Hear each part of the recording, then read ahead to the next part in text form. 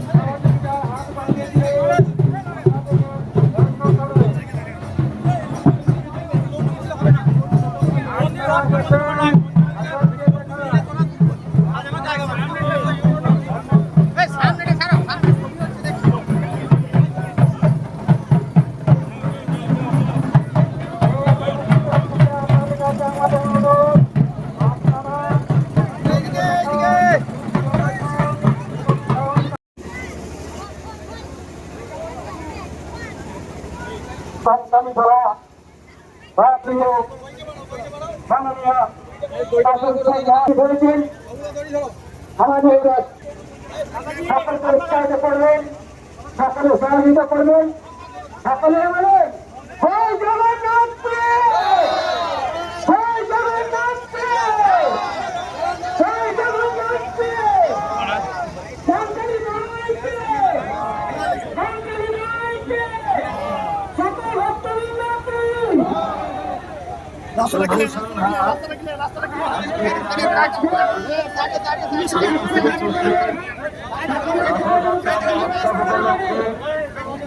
আমাদের মধ্যে পেয়েছেন সম্মানীয় কাজল শেখ মহাশয়কে, আরো পেয়েছি আমাদের সম্মানীয় বিধানচন্দ্র মাঝি মহাশয়কে,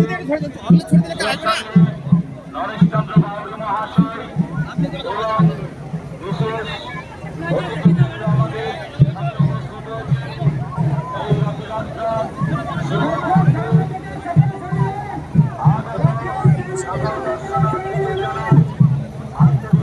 দাদা এখানে একটু শুনে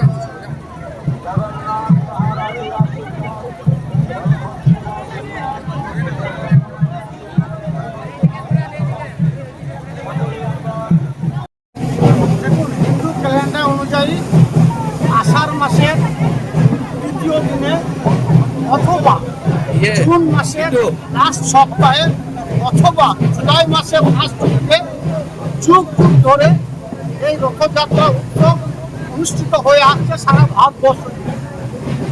আমরা জানি এখানে তিনটে দেবতাকে নিয়ে পূজিত হন। এক জগন্নাথ, দুই ওনার ভ্রাতা বলভদ্র, তিন ওনার বোন সুভদ্রা। যদিও আমরা জানি জগন্নাথ সেই শ্রীকৃষ্ণ, সেই ভগবান কৃষ্ণ যুগ যুগ ধরে পূজিত হয়ে আসছে। বাঙালি জাতির 12 মাসে 13 পার্বণ, তার মধ্যে এটাও একটা পার্বণ। তাই জাতি ধর্ম মতবাদ নির্বিশেষে সকল সম্প্রদায়ের মানুষ মিলিত হয় এই মিলন ক্ষেত্রে, এই রথযাত্রা উৎসবে। তাই আজকের দিনে আমরা দেখতে পাচ্ছেন এই কঙ্কালীতলা গ্রাম পঞ্চায়েতের আমাদের বিধায়ক থেকে শুরু করে প্রাক্তন বিধায়ক থেকে শুরু করে আমরা সকলে অঞ্চল নেতৃত্ব আলেপ ভাই থেকে শুরু করে গৌতম থেকে শুরু করে আমরা সকলে মিলিত হয়েছি এবং এই উৎসবটাকে আমরা একটা অন্য মাত্রা দান করার চেষ্টা করছি। অবশ্যই হিন্দু ধর্মে বিশ্বাসী, সনাতন ধর্মে বিশ্বাসী মায়েরা, ভাইয়েরা, বোনেরা, দাদারা তাদের ধর্মের রীতি রেওয়াজ অনুযায়ী তাদের দেবদেবীর কাছে প্রার্থনা করবেন, তাদের পরিবারের কল্যাণের জন্য সুস্বাস্থ্য কামনা করবেন।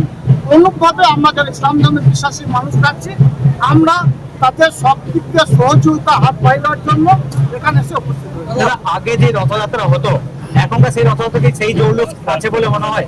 আমার তো মনে হয় দিনের পর দিন এই রথযাত্রা জৌলুস আরো বেড়ে চলেছে। যার জন্য দেখতে পাচ্ছি আমাদের মাননীয় মুখ্যমন্ত্রী মাননীয় মমতা বন্দ্যোপাধ্যায়, আমরা আমার যারা সনাতন ধর্মের বিশ্বাসী ভাইয়েরা আছে, এই জগন্নাথ দেবের দর্শনের জন্য পুরীতে যেতে হতো, এখন দীঘা গেলেই হবে। দীঘাতে আজকে কয়েক লক্ষ মানুষের সমাগম হয়েছে এই রথযাত্রায় কেন্দ্র করে। আমাদের মাননীয় মুখ্যমন্ত্রী মাননীয় মমতা বন্দ্যোপাধ্যায় ওখানে গিয়ে উপস্থিত হয়েছেন। এভাবে বাংলার প্রতিটি প্রান্তে, অলিতে গলিতে, আনাচে কানাচে এই রথযাত্রা উৎসব পালিত হচ্ছে আনন্দের সঙ্গে, উদ্দীপনার সঙ্গে। আপনাদের মাধ্যমে আমি সনাতন ধর্মের বিশ্বাসী ভাইদের, মায়েদের, বোনদের, দাদাদের কাছে আবেদন রাখবো, এই সারা ভারতবর্ষের বুকে যে একটা বিভাজনের রাজনীতি চলছে, রাজনীতির কারবারিরা যারা হিন্দু মুসলমানের মধ্যে বিভাজন সৃষ্টি করতে চাইছে, ধর্ম নিয়ে রাজনীতি করতে চাইছে, আপনারা আপনাদের ধর্মের রীতি রেওয়াজ অনুযায়ী আপনাদের দেবতার কাছে, আপনারা জগন্নাথ দেবের কাছে, আপনারা বলভদ্র দেবতার কাছে, আপনার মা সুভদ্রার কাছে প্রার্থনা করুন। আমরা যেভাবে হিন্দু, মুসলমান, শিখ, খ্রিস্টান, ইসাই সমস্ত ধর্মের মানুষ এই বাংলা তথা ভারতবর্ষের বুকে বসবাস করছি, আমরা এভাবে যেন বসবাস করতে পারি। যারা বিভেদ সৃষ্টিকারী, যারা ধর্ম নিয়ে রাজনীতি করে, যারা মানুষের মধ্যে বিভেদ সৃষ্টি করে, যারা হিন্দু মুসলমানের মধ্যে বিভেদ সৃষ্টি করে, তারা দূরে সরে যাক, তাদের সর্বনাশ হোক, এই কামনা, এই প্রার্থনা আমরা যেন এই দেবদেবীর কাছে করি। এটাই আপনাদের মাধ্যমে অনুরোধ রাখবো। রথের দড়ি টেনে কি প্রার্থনা করলেন আজকে? রথের দড়িটা নিয়ে এটাই প্রার্থনা করলাম, এটা চণ্ডীদাসের নানুর, তিনি বলে গেছেন সবার উপর মানুষ তো তাহার উপর নাই। তাই আমরা সেই মত, সেই আদর্শে বিশ্বাসী হয়ে আমরা মানুষের পূজা করব, মানুষকে ভালোবাসবো। আমাদের কাছে ধর্মের থেকে মানুষ আগে, এই প্রায়োরিটি দেবো। এবং আমরা সকলে বঙ্গবাসী যেন হিন্দু, মুসলমান, শিখ, খ্রিস্টান, ইসাই এক ছাতার তলায় থাকতে পারি, আমাদের মধ্যে কোনো বিভেদ না থাকে, কোনো দ্বন্দ্ব না থাকে, এই প্রার্থনা আমি ভগবান শ্রীকৃষ্ণ, ভগবান কৃষ্ণ, ভগবান জগন্নাথের কাছে প্রার্থনা করব। দাদা, বোলপুরে তৃণমূলের দলীয় কার্যালয়ের সামনে অনুব্রত মণ্ডলকে দেখা গেল দড়ি হাতে টানতে রথের, কি বলবেন? দেখুন, এর আগে আমি দেখিনি, আপনাদের মাধ্যমে শুনছি, আরো অনেক কিছু দেখতে পাবেন, ওয়েট করুন।